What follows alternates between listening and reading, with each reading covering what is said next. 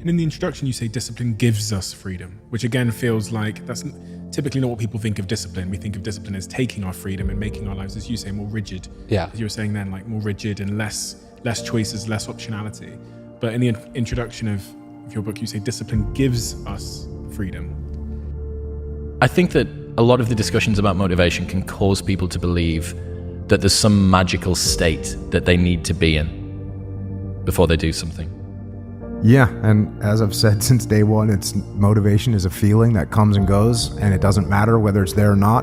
Discipline is infinitely more important. So no matter how you feel, get up and do what you're supposed to do. That's it. And that's discipline. It's not motivation. If you only did what you were supposed to do when you were motivated to do it, that's leaving it to chance.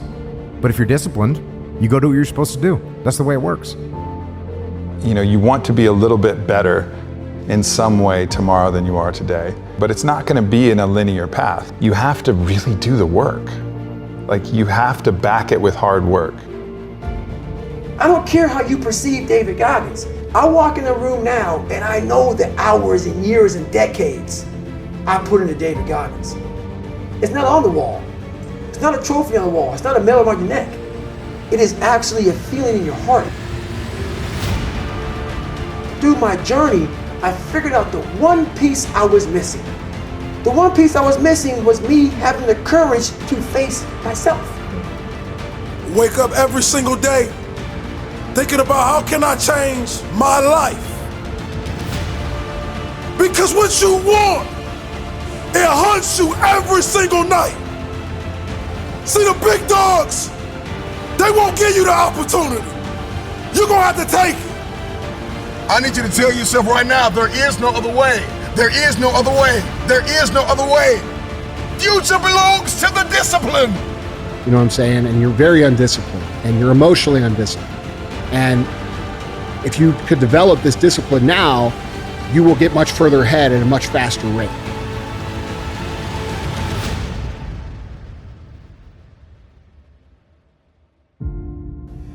We want to talk so soft to ourselves. We're looking for that recovery day.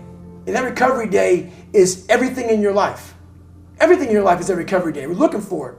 It's not coming. It's not coming. Mm-hmm. Get over that recovery day.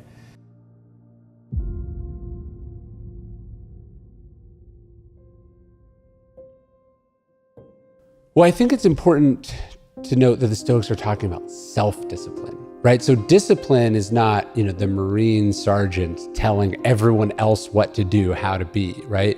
The Stoics are talking about the virtue of self-discipline, which is you have your standards that you selected for yourself, that you are living up to. It's not a weapon that you wield against other people, right? And I think so often when we hear discipline, we think disciplinarian, right? Someone who's really strict. One of the beautiful lines in Meditations, Marcus Aurelius says, remember, tolerant with others, strict with yourself. And actually that itself demands so much more discipline, right? To be like, I never accept being late for me or for other people, right? I work hard, I judge people that are not in shape, right? I expect long hours from everyone that works for me. There's that sort of rigid, strict form of discipline. I have found in my own journey, my own life, that it actually requires more discipline to go, this is what I expect of myself, and this is how I'm wired. This is how I operate best. And then I understand that other people, not only do I not control them, but they have different proclivities, different ways of living, different ways of being. And that my job is to figure out how to adapt myself to them instead of forcing them to be like me. Exactly. That's kind of how I look at it. It's just the numbers. Like, nobody's perfect all the time. Nobody's great all the time. But people will remember you for your greatness when they get to witness it. Absolutely. And I think that's something that, people have to understand. Like, no matter how good you get, you're still going to have days that are bad. Yeah. And I think that's the advice that I would have focused on there, because I didn't really figure that out until I was about 36 years old. I would have sat myself down and had to talk about my own discipline and what it meant to be disciplined in all areas. Because you weren't as disciplined? No, I was, at that time at 33, I was 330 pounds. I I was drinking all the time, partying all the time. I thought it was cool to be the wild guy, and you know what I'm saying? Wild man. Yeah. And that's how I was always that way growing up. And, I wish I would have had someone that sat me down and said, hey bro, that's not as cool as you think it is. You know what I'm saying? And you're very undisciplined and you're emotionally undisciplined. And if you could develop this discipline now, you will get much further ahead at a much faster rate. Discipline, once you learn it, can be applied to all areas. And so that's the thing that I wish I would have understood at a younger age, that had I had the skills to not only be disciplined in a physical, now, I struggle with my physique. Like, it wasn't like I had never been in shape before. I had just become undisciplined. Right. And, I think if I had understood at 33 what that could actually do for me, I would have bought it hook, line, and sinker and dedicated my entire life to it. And gone all in on it. Yeah, for sure. The amount of progress that has happened in my life in all areas from the time I started figuring that out to now, I got 20 years worth of results in like 4.5 years. Amazing. You know what I'm saying? And so that's the impact of taking true control over your existence, is that it greatly accelerates everything else. I could have saved myself probably 2/3 of the success journey that I was on, just from the shit that I know now that I didn't know then. But more importantly, I could have saved myself tons of mental agony because I could have reassured that, hey, look, this is just the way it goes. Yeah. And this is just part of the deal. And you signed up for this. And nobody ever tells you those things. You know what I'm saying? Like, Okay, so how does my day look like? So I wake up early in the morning. I wake up at 4 o'clock in the morning. The reason why 4 o'clock in the morning, man, it's a struggle waking up at 4 o'clock in the morning. It's not, it's not easy, and I still want to be challenged. So, now it's going to happen. So the monster, the laziness in me, it's not there anymore. When I say that, the laziness, we all have it. The procrastinator, right? The guy who doesn't want to do shit. The alarm goes off at 4 o'clock in the morning. You're like, oh, my leg's kind of hurting this morning. Maybe I shouldn't run. That guy. See, that guy in me, he's gone because he knows that it doesn't work. The thing is, it's going to happen. So when you say, what is my discipline? I've done it for so long. I've been doing it since I was 9. Discipline is your lifestyle.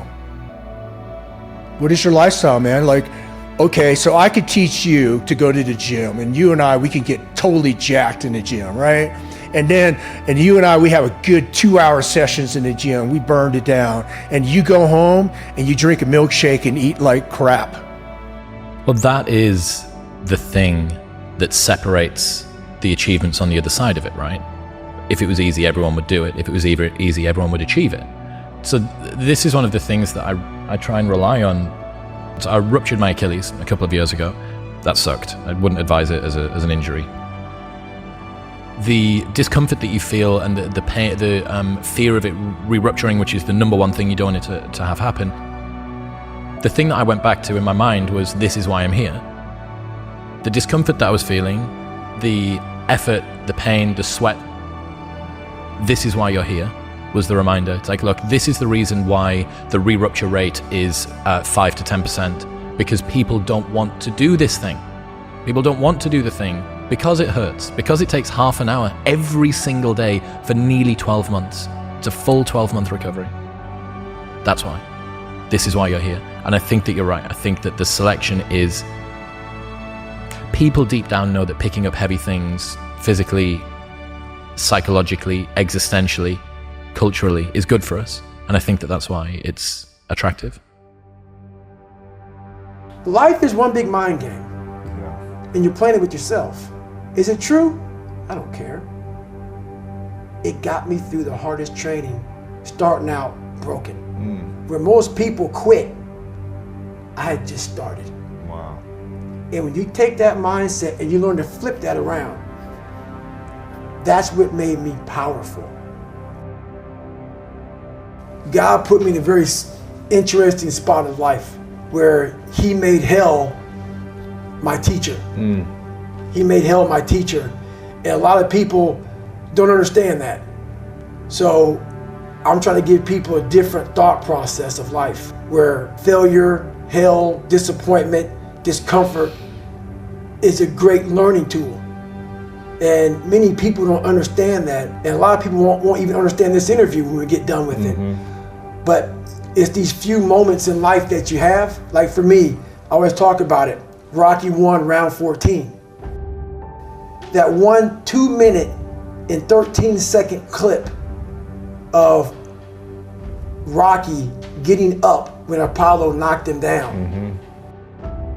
That one clip, when I was going through a very bad time in my life, I saw what I wanted to be. And it wasn't a guy that won. It wasn't a guy that won everything he did.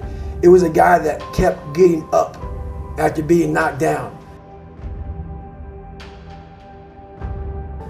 So I realized if that 2 minutes and 13 seconds changed my life, so I was. I saw something that I needed to be in the world I was living in.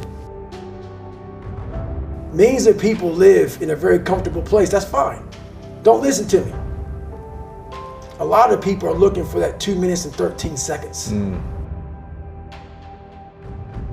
So again, I would love to be able to, give you this profound anchor that people need to have. But it's like, oh, do you want to do this or not? Do you actually want to do this or not? Because if you actually want to do it, what's going to stop you? Nothing. And if you don't really want to do it, what's going to stop you? Just about anything that comes up. Just about any obstacle that gets in your way becomes an excuse. It becomes a reason. It becomes a rationale for not proceeding down that path. And this is interesting too. When you talk to people that went to SEAL training that didn't make it, most of the time it's some reason. There's a medical reason. There's a family problem. There's very few people that look at you and say, oh, I quit because it sucked. Which is what happens to the vast majority of people. They don't usually say that.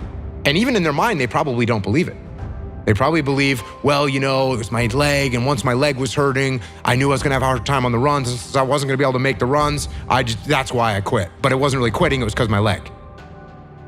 So it's like I said, it's a very strange and really kind of a mystical thing. Excuses. You're talking there about people making excuses. What have you come to learn about the nature of excuses, and if they are our friends, our enemies, if they're ever useful? Your excuses will destroy you and take everything that you ever wanted from you if you let them. Doesn't sound like a friend. No, it's definitely not a friend.